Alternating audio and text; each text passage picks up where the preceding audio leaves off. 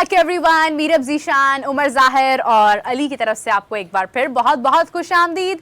नाज़रीन, first innings Pakistan और Ireland की हो चुकी हैं और पाकिस्तान ने बहुत अच्छा परफॉर्म किया, भाई कहना पड़ेगा। जिस तरह से मतलब 9 विकेट्स ली, पहले ही 2 ओवर्स में आपकी जो है वो ऑलमोस्ट मेरे ख्याल से 3 से 4 विकेट्स जा चुकी हैं आयरलैंड की, और उसके बाद मुसलसल विकेट्स पर विकेट्स जाती रहीं। स्कोर भी इन्होंने रिस्ट्रिक्ट किया है, मतलब स्कोर जो है वो जैसे कि उमर कह रहे थे 160 तक भी हो सकता है, लेकिन मुझे ऐसा लग रहा था कि 120 तक तो स्कोर जाएगा, मगर फिर भी कह रहा था मेरा अब हुआ जो नहीं है चलो वाकई। लेकिन ये कि फिर मुझे भी बहुत मायूसी हुई है कि बडल आउट करना चाहिए था, आपके पास बहुत अच्छा मौका था, क्रिटिकल डिस्प्ले हाँ, था और इन पर 100 से लिटिल पहले आउट की करना तरफ से चाहिए हमें था। थोड़ा सा और जरा जॉश देखा। लिटिल ने दिखाया कि he is not little anymore, the way he just shot played a cameo was exceptional, पूरे जोश से हैट्स ऑफ टू खेले हिम। हाँ एग्जैक्टली लेकिन ये है कि खैर पाकिस्तान ऑल आउट तो नहीं कर सका, but it's okay, no problem. आपने 9 विकेट्स ली हैं, यू वर क्लोज इनफ, लेकिन 20 ओवर्स का गेम था ना, ओडीआई होता तो तब तो अभी तक तो क्या से क्या हो जाता। अच्छा खैर, coming back to the innings, तो स्कोर जो है वो नाज़रीन 107 का टारगेट जो है वो दिया है और पाकिस्तान मेरे ख्याल से कर लेगा अचीव आसानी से। कर लेगा, ये तो कर ही लेगा। अच्छा वैसे आप दोनों जब हामी भरते हैं ना, मुझे डर लग जाता है। नहीं, अभी आप जो बॉलिंग की बात कर रही हैं ना, बॉलिंग ओवरऑल वर्ल्ड कप में पाकिस्तान की अच्छी रही है और आज भी अच्छी बॉलिंग थी। चूंकि आयरिश बैटिंग लाइन इतनी मजबूत नहीं है, लेकिन फिर भी पाकिस्तान ने अच्छी बॉलिंग की है और 100 से नीचे मुझे लग रहा था कि इनको आउट कर लेंगे। अभी वैसे 7 बॉल्स पर मोहम्मद रिजवान ने 5 का स्कोर किया और 8 बॉल्स पर साइम अयूब ने 2 का स्कोर किया। This is what I was observing. कि once again they have Slow batting. opted to showcase circumspect approach. असल में ये वो एवरेज माइंड वाली बात है ना, ये आज भी इसी रन रेट से खेलेंगे जितना इनको गलत है ना यार, ये थोड़ा कभी सा स्लो कभी बैटिंग है। उसमें नहीं आएंगे, एग्रेसिव मूड में कभी नहीं ये खेलेंगे। चांस लेना चाहिए। ये जब निकलते हैं ड्रेसिंग रूम से और इनका ड्रेसिंग रूम में बैठ के तय ये हो जाता है यार हमें इतना रन रेट चाहिए, ये बस अल्लाह अल्लाह करके ना इस पे आपने खेलना है और ये उसी पे खेलते रहते हैं। यार कोई बंदा आगे निकलता है, एक बात बताऊं आपको, मुझे कुछ उनकी शॉट्स बड़ी अच्छी लगी हैं, वो प्रेशर में भी थे, विकेटें भी गिर चुकी थी जिलानी, उसके बावजूद उन्होंने आग छिक्के मारे हैं, बड़े जबरदस्त, मजा आया मुझे। बड़े प्रॉपर एक टेक्निक के साथ। हारिस रऊफ को उसने एक 6 मारा है। देखें उन्होंने स्कोर जो है वो कम से कम 100 प्लस किया, ये कहने वाली बात है। उनकी 9 विकेट्स जा चुकी हैं और आप देखें कि एक प्रेशर आ जाता है जब आपकी स्टार्ट में ही आपकी 4 से 5 विकेट्स चली जाती हैं या आपकी 3 से 4 विकेट चली जाती हैं, यानी आपका ओपनिंग पेयर ऑल आउट हो जाता है, तो फिर मिडिल ऑर्डर पर प्रेशर होता है। वो भी आयरलैंड एक कोई बहुत बड़ी टीम तो नहीं है, लेकिन आप देखें कि उन पर प्रेशर जो है वो था। उसके बावजूद उन्होंने स्कोर को आगे बढ़ाया जिस तरह से बढ़ाया, मतलब शुरू में जब हम देख रहे थे तो लग रहा था कि शायद हार्डली 80-90 का स्कोर बन जाएगा, लेकिन फिर जब 100 पर स्कोर आया तो मेरी प्रेडिक्शन थी कि नहीं 120 तक स्कोर जाएगा, उसको फिर रोका एंड पर और 107 तक आपने लास्ट ओवर में ज़रा आपने थोड़ा सा रिस्ट्रिक्ट किया। You have to give credit to Shahid Shah Afridi, 3 wicket ली, इमाद नसीम ने बड़ी नपीतुली बॉलिंग। इमाद की बॉलिंग मुझे शाहीन से ज़्यादा अच्छी लगी है, वो मतलब नज़र आ रहा था उनकी बॉलिंग नहीं, बहुत ज़बरदस्त जानदार बॉलिंग थी उनकी, इसमें कोई शक नहीं है। शाहीन अच्छा एक कमेंट है अजिंक्या भलेराव, वो कह रहे हैं how many overs will it take for Pakistan to reach the target. क्या ये बड़ा अच्छा क्वेश्चन है, क्या प्रेडिक्शन है, पहले आप बताएं। अगर माजी देखा जाए तो मेरे ख्याल में ये 16वें-17वें ओवर में जाएगा और अगर अल्लाह करे इनको हिदायत आ जाए तो ये 10 ओवर्स का भी नहीं है। मुझे लगता है 19 ओवर्स, 10 ओवर्स ना भी करे, कम से कम 12 से 13 ओवर के अंदर करते। 9 ओवर्स, 19 ओवर्स। आप समझ रही हैं कि 19 ओवर्स में पाकिस्तान ये चीज करेगा। अच्छा मेरे ख्याल में ये जिस स्पीड के साथ ये जा रहे हैं। अच्छा ये तो मतलब हमारा एक हमारी 1 मिनट ठहर जाए, मुझे अपनी कुर्सी नहीं, ये हमारी एक जो है वो मुश्तरका राय है कि मैच तो पाकिस्तान जीत जाएगा। I hope so.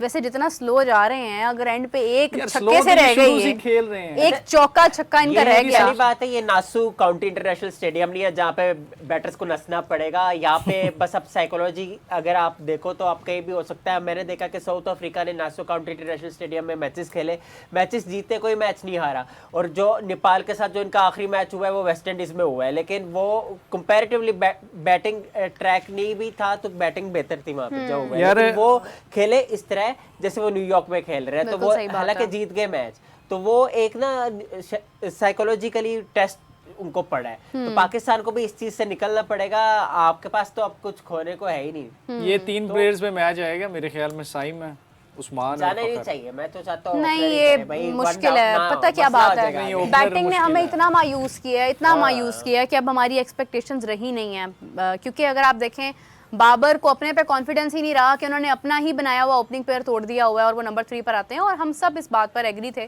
कि बाबर को नंबर 3 पर आना चाहिए। उन्हें खेलना चाहिए वो। लेकिन देखें कि अगर आपने नंबर 3 पर आना है ना, तो फिर आप रिजवान को भी नंबर 4 पर लेकर आए, फखर को फिर आप इस वक्त जो है वो एक तरफ कर देना, फिर आप ओपन करवाएं फखर से, और दूसरी बात ये कि आप साइम से ओपन करवा साइम ले लें, कोई और अगर ले आपने साइम को खिलाना ही है तो फिर आप फखर और साइम को ट्राई क्यों नहीं कर रहे हैं? बड़ा अच्छा player एक्सपीरियंस करना था ना आपने, तो आप एक्सपीरियंस कर सकते थे। बाबर और रिजवान अगर नंबर 3 नंबर 4 पर होते तो आप देखें कि टीम के अंदर एक बैलेंस कायम रहता, एक होप, एक सपोर्ट कायम रहती कि इन केस अगर साइम चले जाते हैं तो फौरन बाबर आ जाएंगे, उसके बाद अगर फखर, क्योंकि फखर कैन स्टे, तो इसी तरह से अगर आपने साइम ना हो तो उस्मान खान को भी आप ट्राई कर सकते थे। आपके पास ये मैचेस, अगर आपको पता था आज का मैच आपका लास्ट मैच है, इसके बाद आपने टूर्नामेंट में आगे तो नहीं रहना, कल सारी तमाम टीम वापस आ जाएगी, अपने अपने शहरों को रवाना हो जाएगी, शिकागो से मूव करेंगे।